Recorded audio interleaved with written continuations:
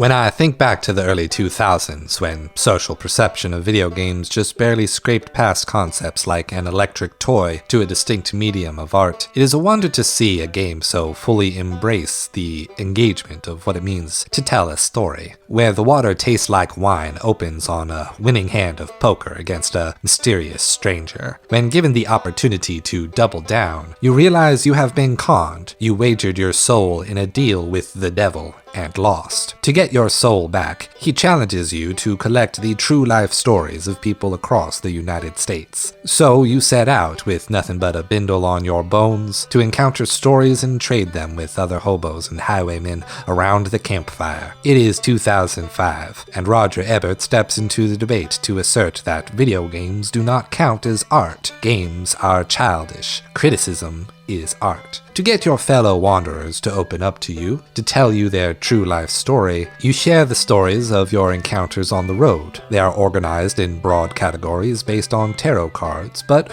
when people tell you the kind of story they want to hear, they ask for a funny story, a happy story, a venturing tale. They do not say, tell me a story of the tower or the Hierophant archetype. The tarot cards won't help you none when figuring what story to tell. You gots to trust your intuition on how you emotionally remember those events and on how people respond to your feelings. As you share your experiences, they spread around, come back to you as folktales, embellished, bigger, more entertaining, made into better stories by their falsehoods. Funny stories can turn scary, sad stories can get sadder, hopeful stories turn to tales of magic. It is 2007, and Clint Hawking publishes ludonarrative dissonance in BioShock, which incidentally has the effect of game reviews misusing the term and prioritizing chastisements of stories for not matching or interfering with the gameplay. The game expresses that the value of a story comes from how people relate to them. It tells its own stories in the homely and comforting cadence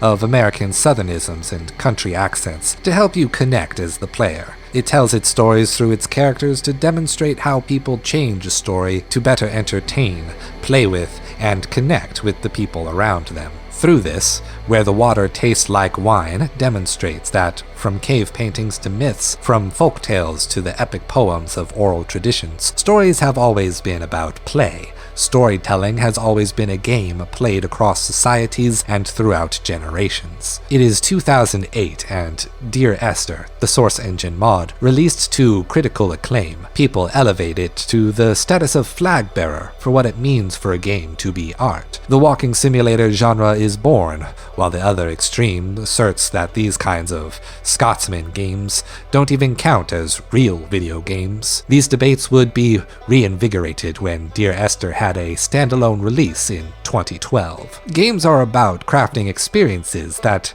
the audience gets to be a part of. The audience must act for the experience to progress, and thus ideally comes to understand, to empathize with the experience that was presented. Those experiences can tell a fun story, or a sad story, or a venturing tale. Those experiences can fill you with fear or with hope. Those experiences can be about cooperation or crushing your foes. People will often tell you what kind of experience they are looking for, and they will tell you when what you offer doesn't quite make muster. It is thus helpful to take a bird's eye view, to remember that even something good won't be good for everyone. It is 2011, and Aaron Hansen begins releasing the sequelitis videos, which for me marks the modern video essay beginning to emerge from the angry or comical video game reviewers of YouTube. Over the course of the mid-2010s, YouTube's algorithm changes to prioritize watch time. The debate between gameplay and story gets wrapped into the conservative politics of alt-right and manosphere talk shows through the Gamergate targeted harassment campaign.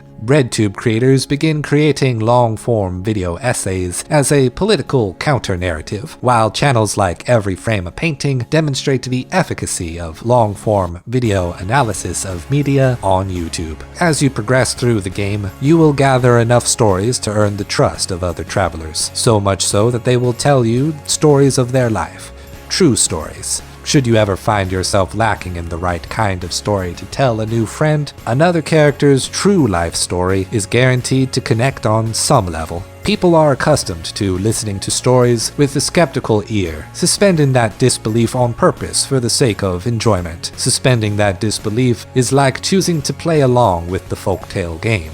Here is a game that asserts that when a story is so raw with the truth of a person's lived experience, everyone will have some way to connect to it. Our shared desire to connect with the truth is what keeps us human. It is 2018, and now the water tastes like wine. Stay true.